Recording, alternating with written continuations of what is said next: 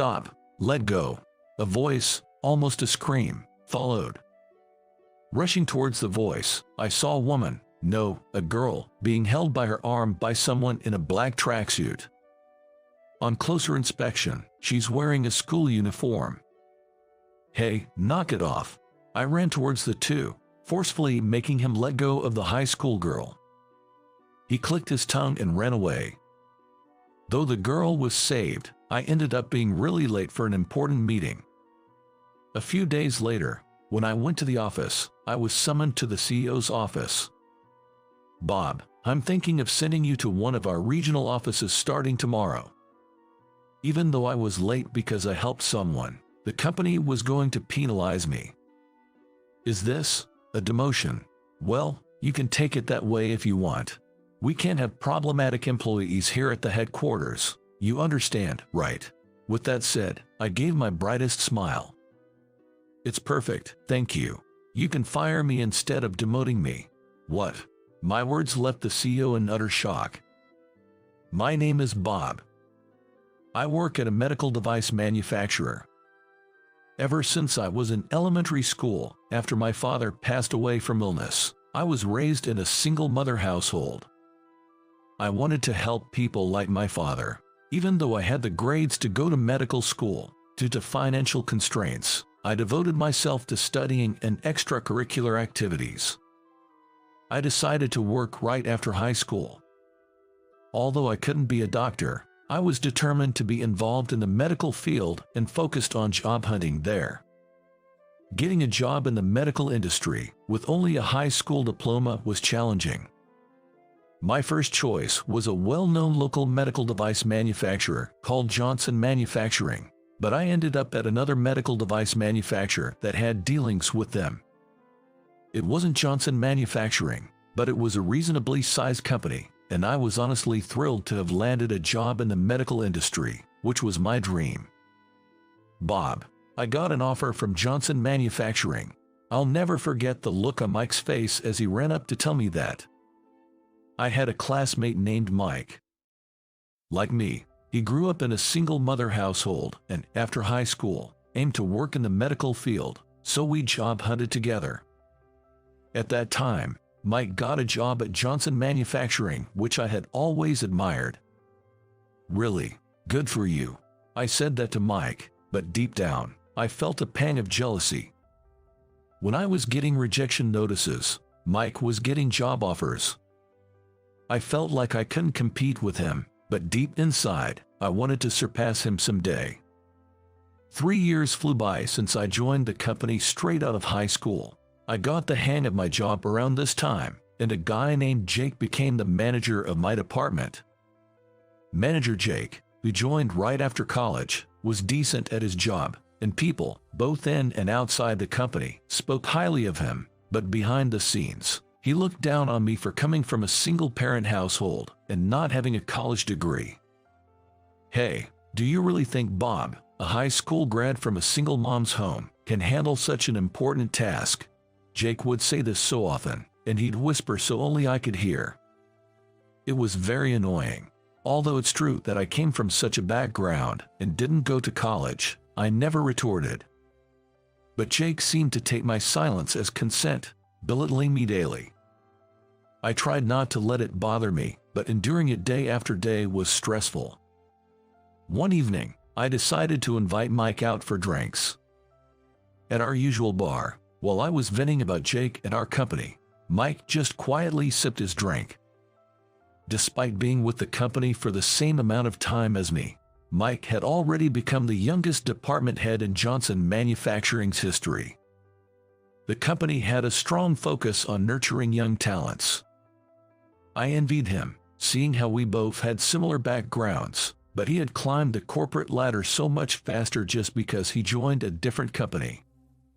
Man, you are so lucky, becoming a department head, I said, a bit drunk. Mike replied. Bob, do you realize how much time you waste by just talking and complaining? What? Instead of doing this, you should focus on your work and act. That's how I got where I am. I plan on climbing even higher. With that, Mike grabbed the bill and left the bar. I muttered, What's with him?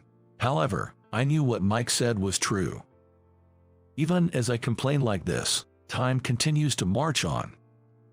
He probably spent these kinds of moments thinking about work. This made me think, I need to step up my game if I want to move up too. But I felt something was off about Mike's demeanor. Back in high school, when we were job hunting, he had this genuine spark in his eyes. We used to motivate each other by saying, let's give it our all, no matter what happens. Now, there was a slightly intimidating aura about him. One day, I was heading to the office. We had a big meeting lined up with a potential client introduced to us by one of our trusted partners. Everyone in the department was excited, along with the CEO, thinking that they might be able to gain a new business partner.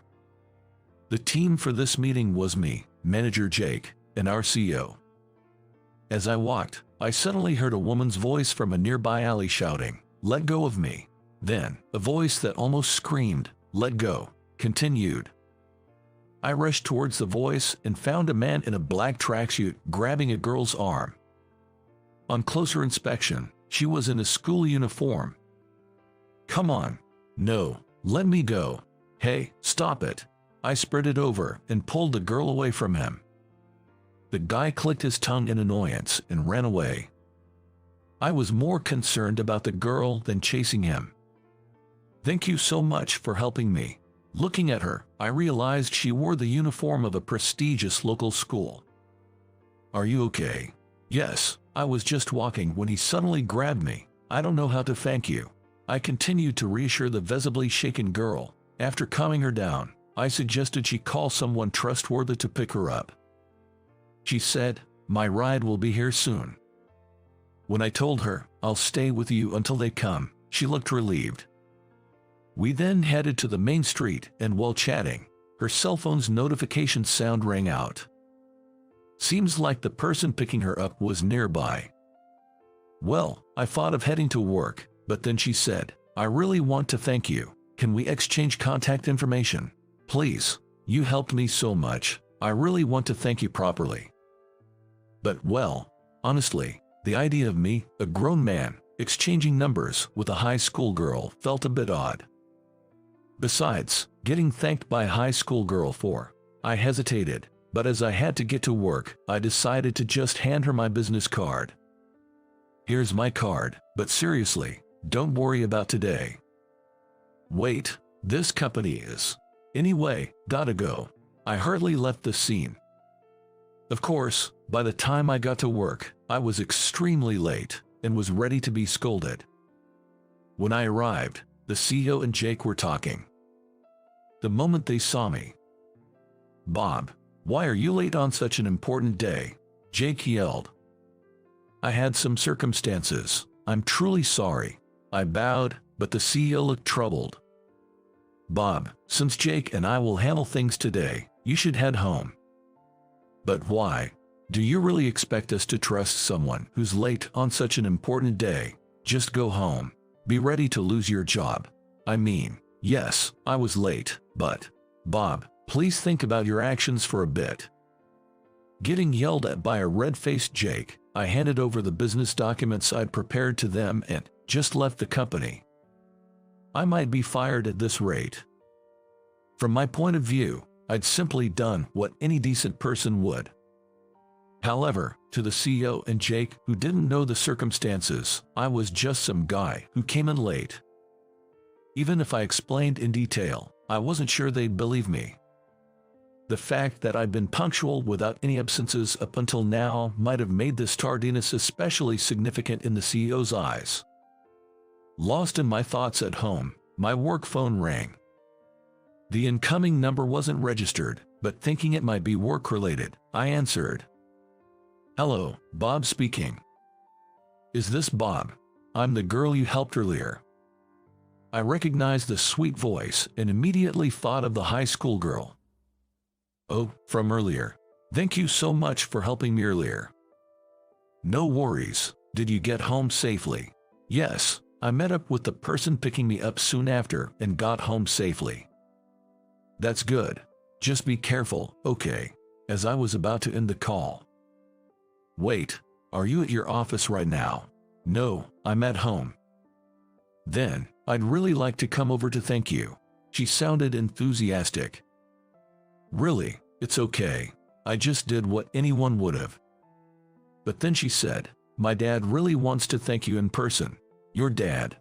If it's all right, may we come to your place right now?"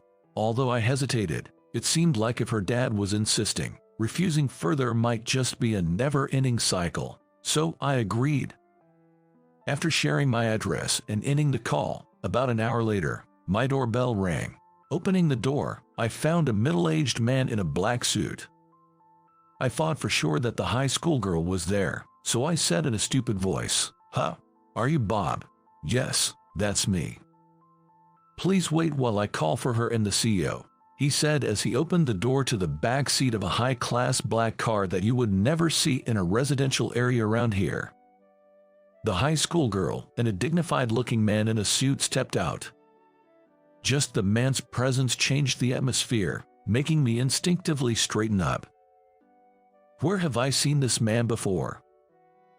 I invited them in, saying, "Please come in." Feeling glad I'd spent an hour cleaning, I served them some coffee. "Bob, I'm sorry for the sudden visit." "It's fine. I just didn't expect you'd come all the way here. My dad really wanted to thank you." She looked at the man beside her. "I knew it, he's her father." "Thank you for helping my daughter. I'm truly grateful." The man bowed. "No, I'm glad that your daughter is safe. I never imagined my daughter would be targeted. I'm sorry for the trouble." A man suddenly handed me his business card. When I took it and looked, my eyes widened and I let out a surprised, "Huh?" On it was a name I hadn't expected at all. The next day, as soon as I got to work, I was called into the CEO's office. As I approached, to my surprise, Jake was with the CEO. Then, the CEO told me I was being transferred to a regional sales branch. "Bob, starting tomorrow, I'm thinking of having you go to the regional branch." "CEO, is this a demotion?" "Well, you can take it that way if you want. We can't keep problematic employees at the headquarters, please understand." Hearing those words, I flashed my brightest smile. "That's perfect, thank you. Instead of a demotion, you can just fire me." "What?" The CEO's eyes went wide at my words. Smiling, I took an envelope out of my bag. "Actually, I've been thinking of resigning. Here's my resignation letter." "Resigning?" "Yes, I've already secured my next job." "Where are you?" Before he could finish, I interrupted. "There's someone here who'd like to meet the CEO." I then opened the door and let the person in. CEO and Jake were once again in shock. "Mr. Johnson." Yes, this man was the CEO of Johnson Manufacturing. The high school girl I helped yesterday turned out to be Lisa, the only daughter of the CEO of Johnson Manufacturing, whom I had always admired. He came to express his gratitude directly. Even though Lisa is still in high school, she's in line to be the next CEO of Johnson Manufacturing. So he was truly grateful that I helped his only daughter and future CEO, Lisa. He thanked me several times. "My daughter showed me your business card, and when I saw the company name, it seemed familiar. I'd like to expand our business with the company you're working for. Of course, I'd specifically like you to be in charge." "I appreciate the offer, but the thing is..."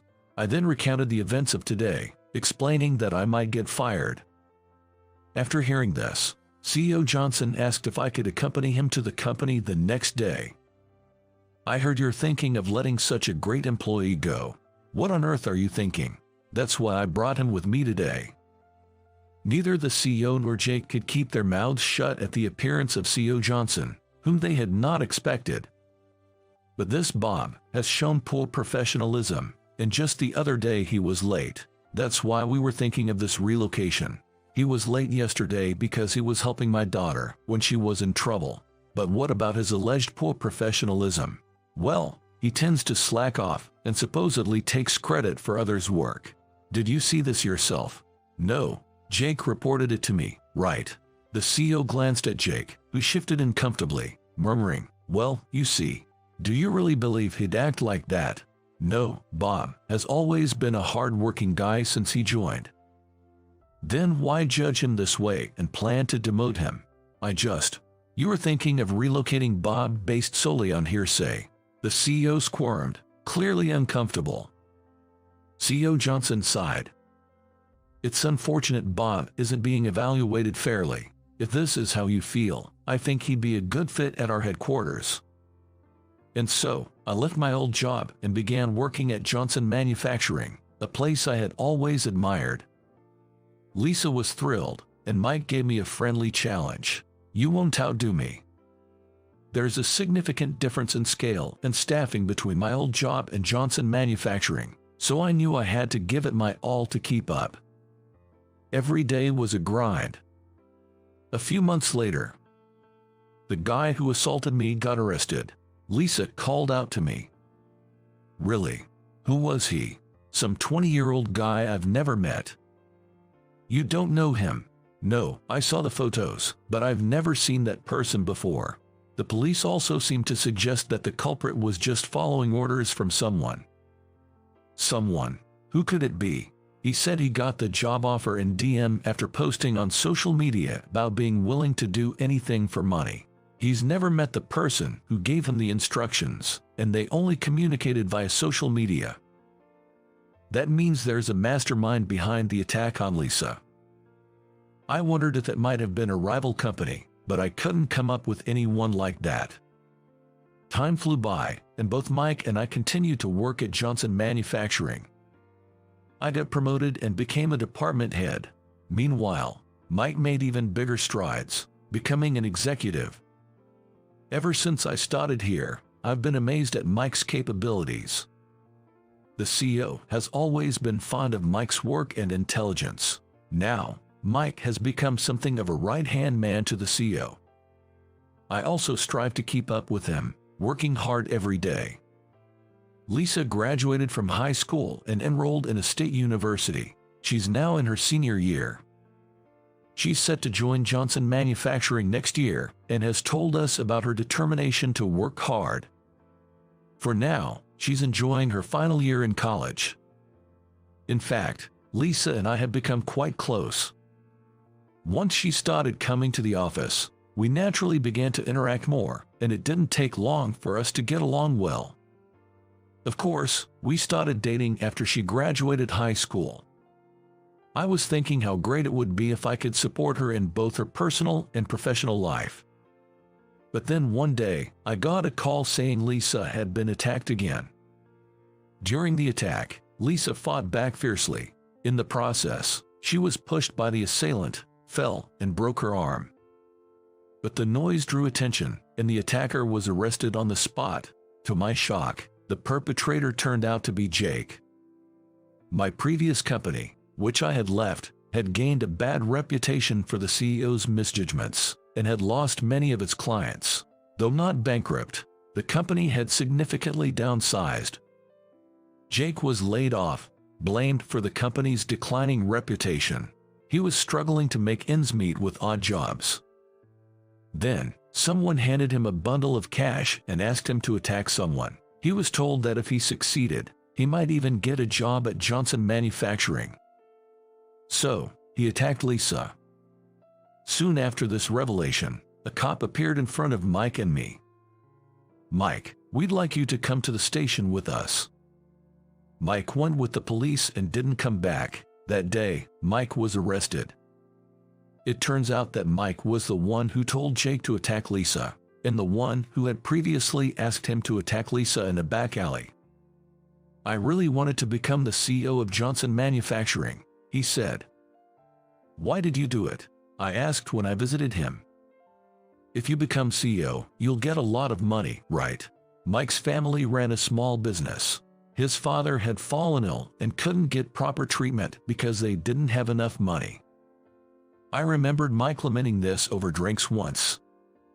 If she was out of the picture, I could have become the CEO. And it's true. If Lisa hadn't been set to take over, Mike would have been the most likely candidate. He was that good. With more money, I could have everything, he said with a smirk.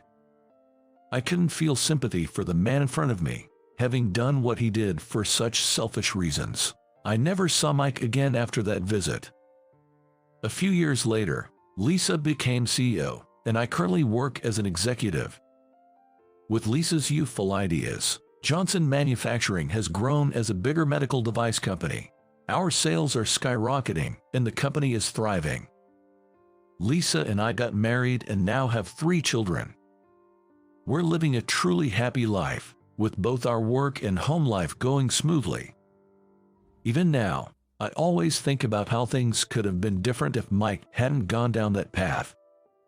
But he made his choices. He had plenty of time to rethink them.